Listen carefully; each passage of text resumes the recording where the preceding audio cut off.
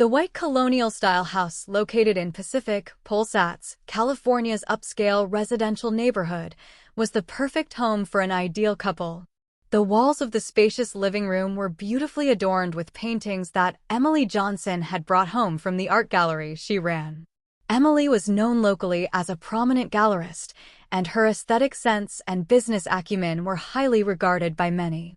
Emily and Michael, now in their third year of marriage, were an ideal couple, envied by those around them. Michael worked as a vice president at an investment bank, and his income provided them with a comfortable life without shortcomings. Emily's gallery was also doing well, beloved by the wealthy local clientele, and they both eagerly awaited the birth of their long-awaited first child. One spring afternoon, in her 7th month of pregnancy, Emily was preparing for a new exhibition at her gallery, gently stroking her belly from time to time. The baby moved briskly, sometimes kicking vigorously as if to interrupt her work.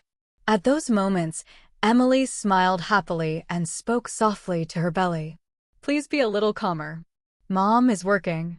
Customers visiting the gallery warmly congratulated Emily on her pregnancy, especially Mrs. Davis, a regular customer.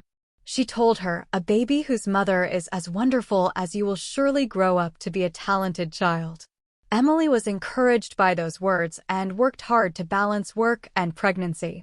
However, Michael had been coming home later and later lately. Important projects at the investment bank came one after another, and working late had become a regular occurrence. Emily, like an understanding wife, accepted her husband's busy work schedule, but sometimes felt lonely during the long hours he spent alone together. It was during this time that Michael's mother, Linda, began visiting their home frequently. Linda had experience as a former nurse and gave Emily various pieces of advice about her pregnancy. She seemed like a kind mother-in-law on the surface, but sometimes Emily sensed subtle criticism lurking in the edges of her words. "Emily, you're working too hard. You shouldn't take it easy. You have to put the baby first." Linda's voice held a tone of concern, but also contained a certain insistence. Emily politely replied, "Thank you, Linda. But the doctor said, it's okay for you to continue doing moderate exercise and working out." The doctor's opinion is important, but a mother's intuition is important too. "When I had Michael, I was completely on bed rest during the later stages of the pregnancy," Linda continued. "Plus, the hospital where health is important. I've heard that the obstetrics department at St. Mary's Hospital is wonderful." Michael agrees with me on this. Around the time Emily entered her 8th month of pregnancy, subtle changes in her physical condition began to appear. She tired easily and sometimes felt mildly dizzy. Her regular checkups didn't reveal any particular problems, but Emily herself felt somewhat anxious. During this time, Michael came home from work even later and increasingly went to work on weekends. "I'm sorry, Emily. There's a lot of business going on, and I can't take time off work right now," Michael said apologetically. "But I'm always thinking about you and the baby.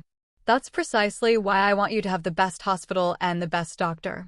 About a month before her due date, Michael suddenly brought up a specific conversation about the hospital for the birth. He highly recommended St. Mary's, saying that Dr. Harris in the obstetrics department there had a very good reputation. Emily wanted to consider other hospitals, but due to insurance issues and her husband's strong desires, she ended up deciding to give birth at St. Mary's Hospital. As her due date approached, Emily's anxiety increased. It wasn't the usual fear of childbirth, but rather an inexplicable and vague restlessness. She began to wake up frequently in the middle of the night and made it a habit to sit alone in the living room and talk to the baby in her womb. Then came the fateful night. Around 2 a.m., regular contractions began. Emily woke Michael, and the two rushed to St. Mary's Hospital. Maris, in the car, Michael kept repeating, "It'll be okay." As he held Emily's hand tightly, the obstetrics ward at St. Mary's Hospital was unusually bustling, despite it being the middle of the night. As Emily was wheeled into the delivery room, he felt a subtle sense of unease from the expressions of the nurses passing by in the hallway. Normally, they would offer words of encouragement, but they avoided each other's eyes and seemed to be sharing some important secret. "Mr. Johnson, this way, please." Head nurse Carol guided them in a mechanical voice. Her smile was professional and seemed somewhat artificial. When Emily entered the delivery room, the medical team was already perfectly prepared, as if they had been waiting for her arrival for hours. Michael was in the corner of the delivery room, talking quietly with the attending physician, Dr. Harris. Their conversation could only be heard in fragments. "Michael, what are you talking about?" Emily shouted between contractions. Michael turned around with a somewhat nervous expression. "Oh, I'm just confirming the insurance. You focus on the delivery." Dr. Harris approached. "Mr. Johnson, things are progressing smoothly, but it looks like it might take some time. Relax and leave everything in our hands." As the contractions grew more intense, Emily became more sensitive to the strange atmosphere surrounding her. The nurses entered and left the room more frequently than necessary, each time exchanging meaningful glances with Michael. The young nurse Sarah, in particular, had a look of deep sympathy when she looked at Emily. It seemed like more than just empathy for childbirth. It was a deeper, more serious emotion. "Let's increase the anesthesia a little more to ease the pain," Dr. Harris suggested, which surprised Emily. She had wanted a natural birth and had told them previously that she wanted to use as little anesthesia as possible. "But I thought you wanted a natural birth," Emily protested weakly. "The situation has changed. This is for the safety of both the baby and the mother." The doctor's voice. Harris had undeniable authority. Michael squeezed her hand and whispered, "Let's follow the doctor's advice." As the amount of anesthesia increased, Emily's consciousness gradually became hazy.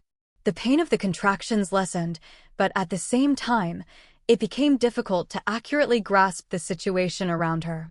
Through her blurred vision, she could see doctors and nurses frequently holding whispered consultations. Their conversations were intentionally conducted in low voices, and Emily couldn't hear the content at all. The clock hands pointed to 4 a.m. The delivery was taking longer than expected, and Emily's strength was severely diminished. The effects of the anesthesia made her sense of time vague, and she remained dreamlike. Still, she instinctively sensed something was wrong. "Just a little longer, Mrs. Johnson. Keep trying." Nurse Carol's voice came from a distance. However, that voice lacked the bright, encouraging tone usually heard during normal births and had an unnatural, acting quality. Around 5:30 a.m., labor entered its final stages. Emily desperately tried to deliver her baby through her foggy consciousness. However, she didn't hear the loud cry of a newborn she had expected. Instead, what spread through the delivery room was a heavy silence. "Where's the baby?" "I can't hear the baby's voice," Emily asked, her voice shaking with fear. She could hear the sounds of doctors and nurses moving frantically. The sounds of machines, footsteps, and tense whispers, but no one gave her a clear answer to her question. Dr. Harris's expression was stern, completely different from his usual calm demeanor. "Doctor, has something happened? What happened to my baby?" Emily desperately squeezed out her voice. Michael approached her bedside and took her hand.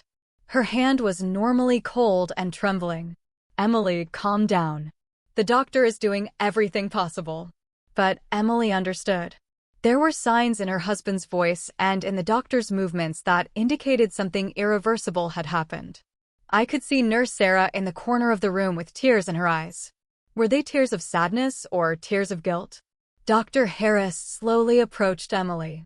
His face was as hard as stone, with a deep sense of responsibility reflected in his eyes. "Mr. Johnson, I have something I must tell you." The air in the room suddenly became heavy. Michael's trembling grew more violent, and all the nurses were looking down. Emily's heart was beating violently, anticipating the worst news. "I'm sorry," Dr. Harris's voice was low with suppressed emotion. "We did everything we could, but the baby couldn't be saved." Emily's consciousness gradually became hazy. The pain of the contractions lessened, but at the same time, it became difficult to accurately grasp the situation around her. Through her blurred vision, she could see doctors and nurses frequently holding whispered consultations. Their conversations were intentionally conducted in low voices, and Emily couldn't hear the content at all. The clock hands pointed to 4 a.m. The delivery was taking longer than expected, and Emily's strength was severely diminished. The effects of the anesthesia made her sense of time vague, and she remained dreamlike. Still, she instinctively sensed something was wrong. Just a little longer, Mrs. Johnson. Keep trying. Nurse Carol's voice came from a distance. However, that voice lacked the bright, encouraging tone usually heard during normal births and had an unnatural, acting quality. Around 5:30 a.m., labor entered its final stages. Emily desperately tried to deliver her baby through her foggy consciousness. However, she didn't hear the loud cry of a newborn she had expected. Instead, what spread through the delivery room was a heavy silence. "Where's the baby?" "I can't hear the baby's voice," Emily asked, her voice shaking with fear. She could hear the sounds of doctors and nurses moving frantically. The sounds of machines, footsteps, and tense whispers, but no one gave her a clear answer to her question. Dr. Harris's expression was stern, completely different from his usual calm demeanor. "Doctor, has something happened? What happened to my baby?" Emily desperately squeezed out her voice. Michael approached her bedside and took her hand. Her hand was normally cold and trembling. "Emily, calm down. The doctor is doing everything possible." But Emily understood. There were signs in her husband's voice and in the doctor's movements that indicated something irreversible had happened. I could see Nurse Sarah in the corner of the room with tears in her eyes. Were they tears of sadness or tears of guilt? Dr. Harris slowly approached Emily. His face was as hard as stone, with a deep sense of responsibility reflected in his eyes.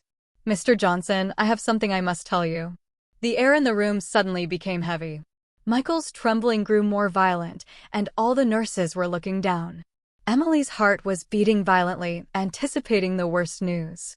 "I'm sorry," Dr. Harris's voice was low with suppressed emotion. "We did everything we could, but the baby couldn't be saved." But Emily opened the file. Inside were hospital shift schedules, copies of medical records, and handwritten notes.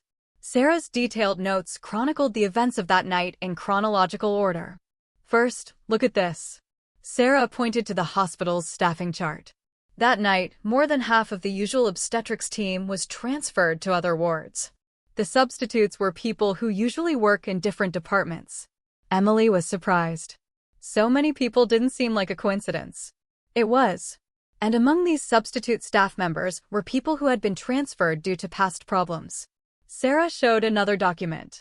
This nurse, Jennifer in particular, had been disciplined before for falsifying medical records. Emily's heart was pounding.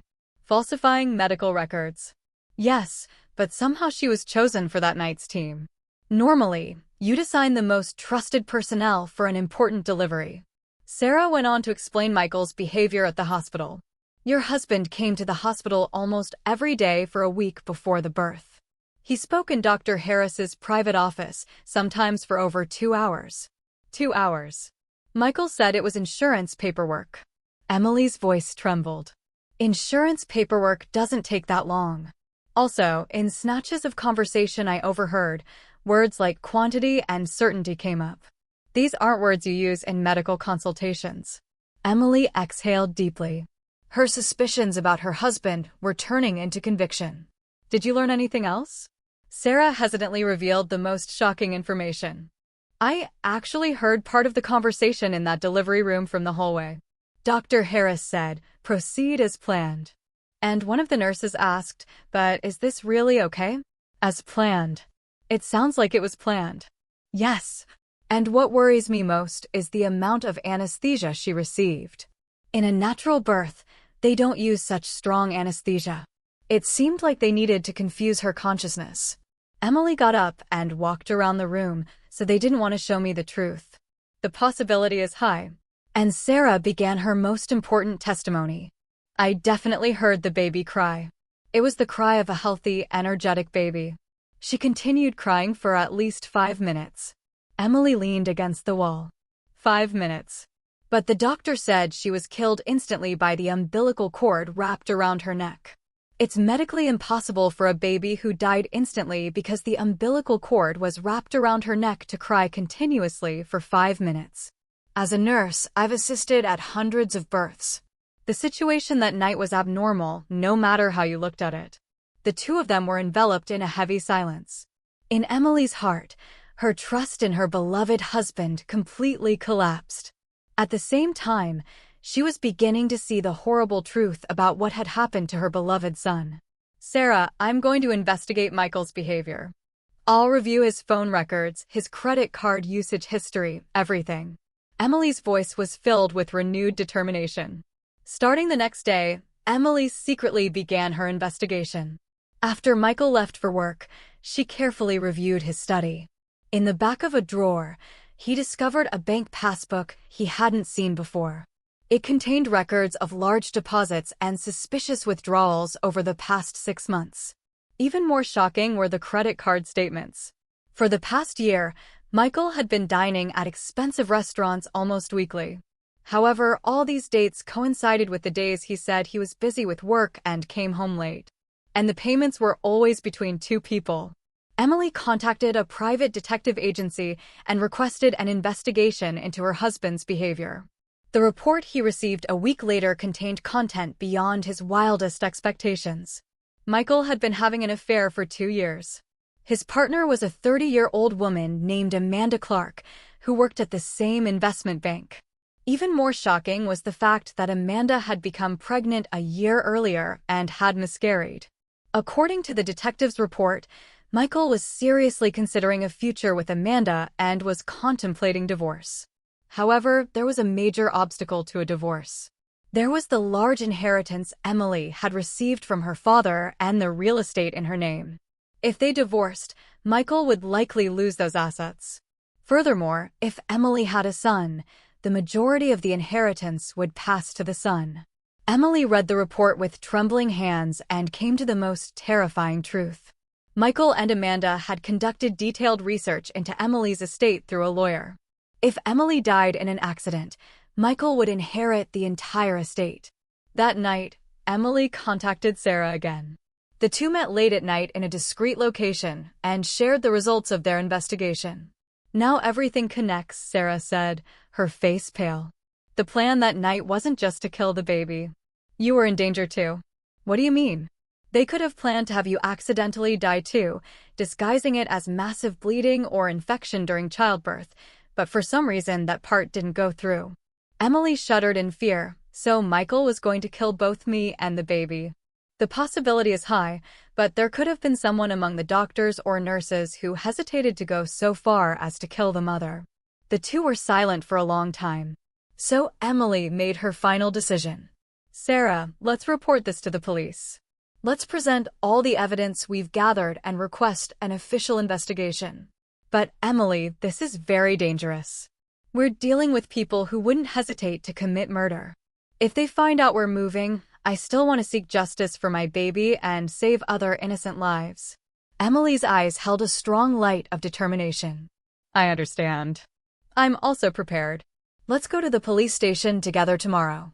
When Emily returned home, she sat alone in the living room and stared at a photo of her deceased baby. "I'm sorry Mommy couldn't protect you, but I will definitely uncover the truth and get justice for you." The next morning, after Michael left for work, Emily made her final preparations. The battle that was about to begin would be extremely difficult, but for the sake of her beloved son and the truth, she was determined to rise. Her love for her husband had completely transformed into anger at his betrayal, and her pain had sublimated into a strong desire for justice. 6 months later, the California District Courtroom was packed with journalists and spectators. The evidence presented by Emily and Sarah triggered a full-scale police investigation, and the horrific truth was finally revealed. Michael Johnson was charged with first-degree murder. The facts revealed in court showed a malicious plan beyond Emily's imagination. He had conspired with his mistress, Amanda, for over a year to kill his wife and unborn child and obtain all of their property. Dr. Harris and several nurses were bribed with money and participated in a murder disguised as a medical accident. Most shocking was the fact that Linda's mother-in-law was also one of the conspirators. She knew about her son's plan and played the role of reassuring Emily. Linda's frequent visits and kind demeanor were all an act. On the day of the sentencing, Emily sat in the front row of the courtroom. Sarah stood beside her, holding her hand. When the judge solemnly read the verdict, Emily silently shed tears. Michael was sentenced to life in prison. Dr. Harris lost his medical license and received a 25-year prison sentence. Linda's mother-in-law received 15 years for conspiracy. Amanda also received a 10-year prison sentence for conspiracy. After the verdict, Emily made a brief statement to the press. "My beloved baby will never return to this world. But by uncovering the truth, we could prevent similar tragedies from happening again. I believe this is the best memorial for my deceased son." When the trial ended, Emily decided to start a new chapter in her life. She sold the house in Pacific Palisades and bought a small home in a quiet residential neighborhood of Portland, Oregon. She also transferred the gallery to a trusted partner and decided to embark on a new path herself. In Portland, Emily began participating in child protection activities. She began volunteering for a nonprofit organization that supports abused or endangered children. Her experience became a source of support for many mothers in difficult situations. One autumn afternoon, Emily was visiting a small cemetery. The name of her son, whose life had ended so short, was engraved on the white marble headstone. She offered flowers and spoke softly. "Thanks to you, Mommy learned what a true family is. Even if you're related by blood, if your hearts don't connect, it's not family. But people who care for and support each other, even without blood relations, are true family." Her friendship with Sarah became Emily's most precious bond. Once a month, Sarah visited Portland, and the two spent time together. Sarah resigned from St. Mary's Hospital and now works for an organization dedicated to improving medical ethics. "If you hadn't had the courage to tell me the truth, then I would have lived my whole life being deceived." Emily expressed her gratitude to Sarah. "I was also encouraged by your strength. Thank you for giving me the courage to face the truth." Sarah smiled and responded. Emily's new life couldn't fill the magnitude of what she had lost, but it was certainly becoming meaningful. Among the families she supported, there were many people with warm bonds truly connected by love. Emily learned firsthand that relationships bonded by true affection and trust, not by blood ties or formal marriage certificates, are what constitute true family. Late in the evening, in the living room of her small Portland home, Emily was quietly reading a book. Sometimes she remembered the baby in her womb and sadness struck her, but it was no longer despair. It dwelled in her heart like a lasting love for someone she loved. The pain of learning the truth was great, but Emily had gained a life far more valuable than living in falsehood. And around them now was a true family that transcended blood relations. It was the strongest bond of all, built through overcoming hardships.